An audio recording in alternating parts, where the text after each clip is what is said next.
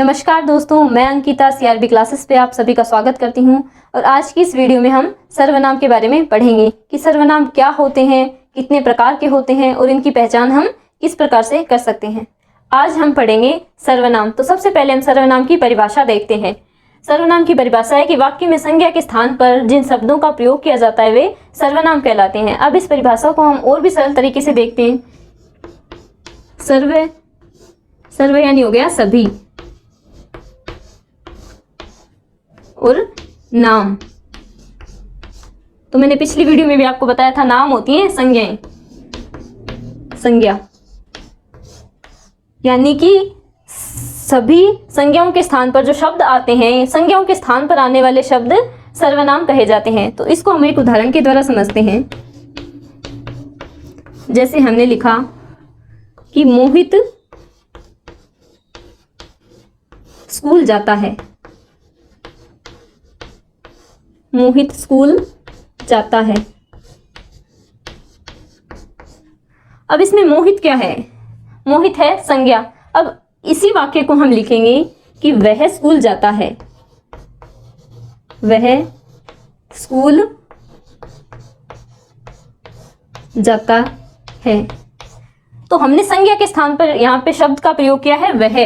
तो वह मोहित संज्ञा है और संज्ञा के स्थान पर हमने जिस शब्द का प्रयोग किया है वो क्या हो जाएगा? सर्वनाम। यानी कि संज्ञा के स्थान पर जिन शब्दों का प्रयोग किया जाता है वे शब्द क्या कहलाते हैं? सर्वनाम कहे जाते हैं।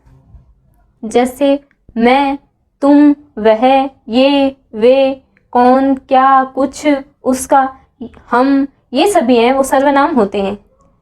कि संज्ञा के स्थान पर प्रयोग किए जाने वाले शब्दों को सर्वनाम कहा जाता है। लेकिन हम संज्ञा के स्थान पर किसी दूसरे शब्द का प्रयोग क्यों करें, सर्वनाम की आवश्यकता हमें क्यों पड़ी, इसको हम एक उदाहरण के द्वारा देखते हैं। तो मैंने यहाँ पे वाक्य लिखा है कि रोहन अच्छा लड़का है, रोहन ईमानदार है, रोहन अपना कार्य समय पर करता है। तो इसमें हमने बार बार रोहन शब्द का क्या किया है? बार बार रोहन शब्द की पुनरावृत्ति हो रही है। बार बार इस चीज को लिया जा रहा है कि रोहन ईमानदार है, रोहन अपना हर कार्य समय पर करता है। लेकिन अब इसी वाक्य को हम इस प्रकार लिख सकते हैं। हमने लिखा है कि रोहन अच्छा लड़का है। अब हमें पता है कि रोहन की बात हो रही है, तो हम इसकी जगह लिखेंगे कि वह ईमानदार है। ठीक है, इसके लिए हम प्रयोग करेंगे वह ईमानदार है, वह अपना हर कार्य समय पर करता है। तो इससे क्या हो गए? वाक्य सुंदर नजर आ रहे हैं, वाक्य अजीब नहीं लग रहा। बार बार रोहन शब्द आने से क्या कर रहा था? वाक्य अजीब हो रहा था। तो हमने क्या किया? रोहन जो संज्ञा है इसकी जगह पर हमने एक दूसरे शब्द का प्रयोग किया, वह शब्द का प्रयोग किया। तो ये वह क्या हो जाएगा? सर्वनाम। इससे वाक्य क्या लगेंगे? सुंदर दिखेंगे। अब हम देखते हैं सर्वनाम के प्रकार। तो सर्वनाम 6 प्रकार के होते हैं, जिसमें पहला प्रकार है पुरुषवाचक सर्वनाम। यानी कि वे सर्वनाम जिनका प्रयोग स्त्री और पुरुष दोनों के लिए किया जाता है। तो इस प्रकार के जो सर्वनाम होते हैं वे पुरुषवाचक सर्वनाम कहे जाते हैं। जैसे इसको हम उदाहरण के द्वारा देखते हैं कि मैं आज बाजार जाऊंगी।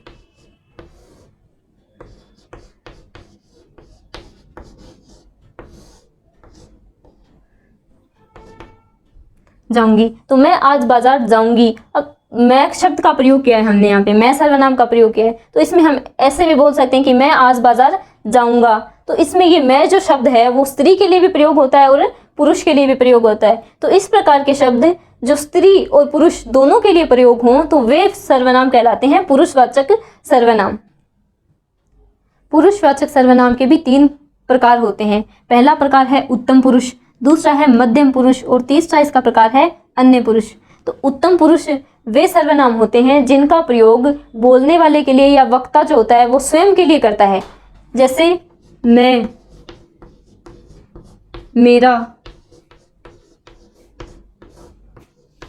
मुझे, ठीक है। हम भी क्या है? उत्तम पुरुष है।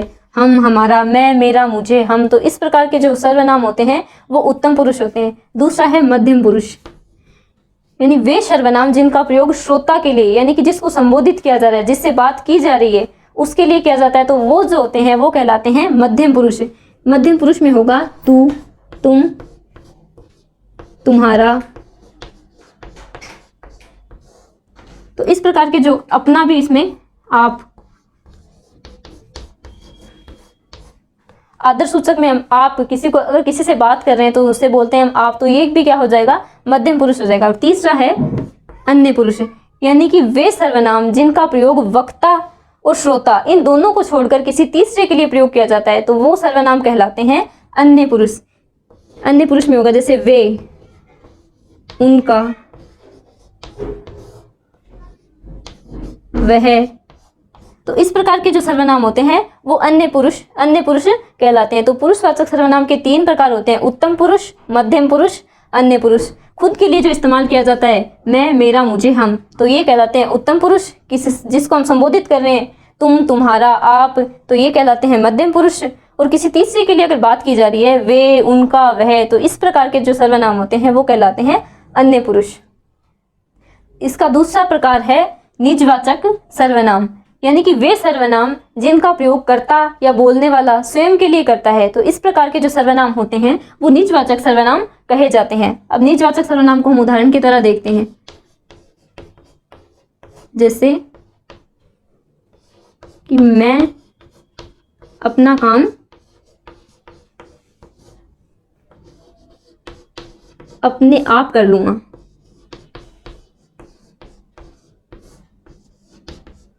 आप कर लूंगा।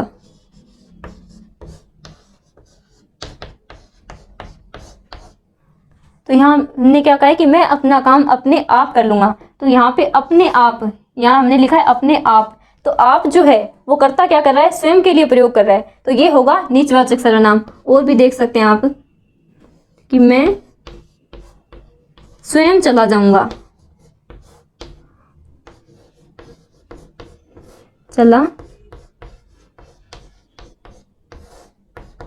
जाऊंगा, कि मैं स्वयं चला जाऊंगा। तो यहाँ पे स्वयं का प्रयोग क्या किया जाए, स्वयं का प्रयोग भी कर्ता खुद के लिए कर रहा है। तो यहाँ पे आप, स्वयं, अपना, तो इस प्रकार के जो शब्द होते हैं वो निजवाचक सर्वनाम के अंदर आते हैं।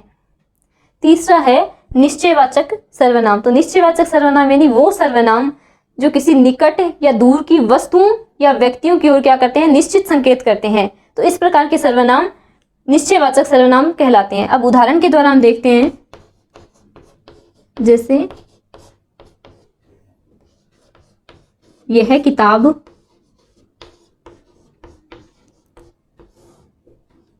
मेरी है। तो हमने पास में पढ़ी कोई किताब है, उसके लिए हमने बोला है, निकट है वो हमारी वस्तु, तो उसके लिए बोला है कि यह किताब मेरी है। तो यहाँ पे यह जो होगा वो होगा निश्चयवाचक सर्वनाम, क्योंकि उस किताब की ओर एक निश्चित संकेत किया जा रहा है कि ये जो किताब है वो किताब मेरी है। दूसरा उदाहरण देखते हैं कि वो लड़की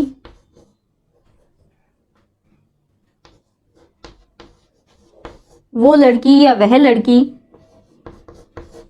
सुहानी है।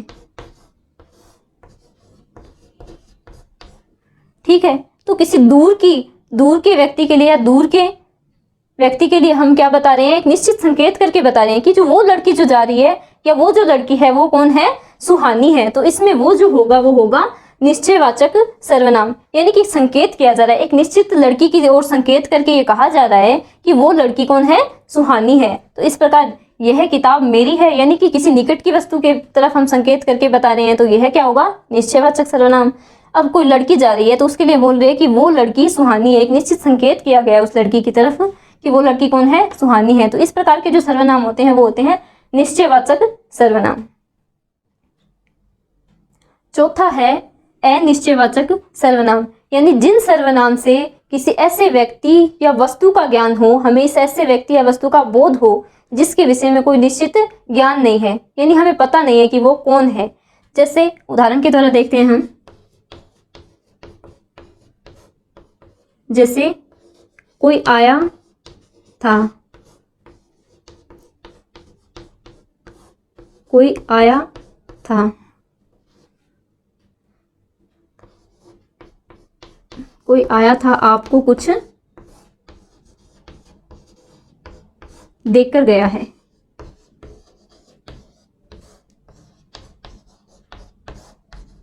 देकर गया है, तो हमने वाक्य लिखा है कि कोई आया था आपको कुछ देकर गया है। इसमें हमने लिखा कि कोई आया है, कोई आया था। हमें पता नहीं है कि कौन आया था और आपको कुछ देकर गया है, कुछ देकर गया है। क्या देकर गया है हमें नहीं पता, यानी कि हमें निश्चित इसके बारे में पता नहीं है कि कौन आया था और क्या देकर गया है। तो इस प्रकार के जो सर्वनाम होते हैं जिनमें कोई निश्चित नहीं होता है, हमें निश्चित ज्ञान नहीं होता है उस व्यक्ति और वस्तु का, तो इस प्रकार के सर्वनाम कहलाते हैं अनिश्चयवाचक सर्वनाम। इसका हम दूसरा उदाहरण देखते हैं कि किसी ने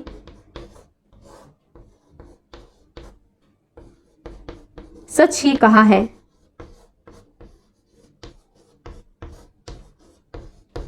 किसी ने सच ही कहा है कि सत्य की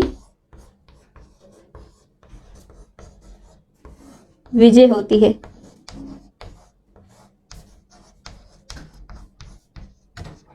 तो ये एक वाक्य है कि सत्य की विजय होती है। तो इसमें हमने लिखा किसी ने सच ही कहा है। तो किसने कहा है, हमें इसके बारे में ये किसने कहा है ये वाक्य हमें पता नहीं है। तो इस प्रकार के यानी कि निश्चित इसके बारे में कुछ पता नहीं है। तो इस प्रकार के जो वाक्य होते हैं, इस प्रकार के जो शब्द होते हैं वो अनिश्चयवाचक सर्वनाम कहे जाते हैं। पांचवा है हमारा प्रश्नवाचक सर्वनाम, यानी कि वे सर्वनाम जिनका प्रयोग प्रश्न पूछने के लिए किया जाता है। तो इस प्रकार के सर्वनाम प्रश्नवाचक सर्वनाम कहलाते हैं। तो हम देखते हैं उदाहरण के द्वारा। जैसे हमने कहा कि दरवाजे पर कौन खड़ा है। दरवाजे पर कौन खड़ा है।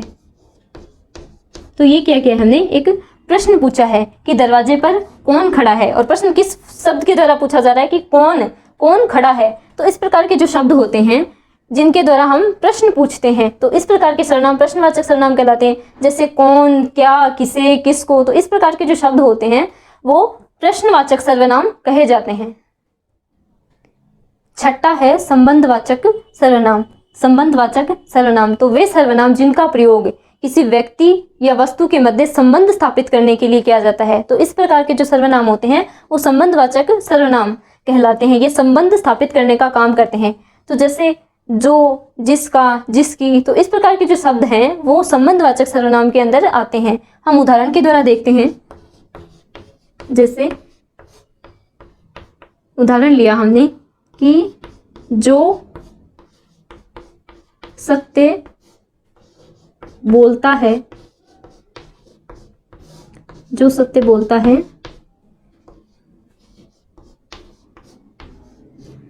वो डरता नहीं है।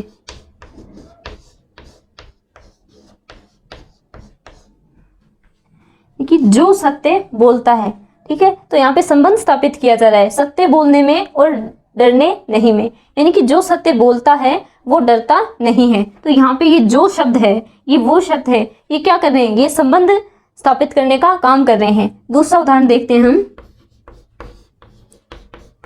जिसकी लाठी उसकी भैंस।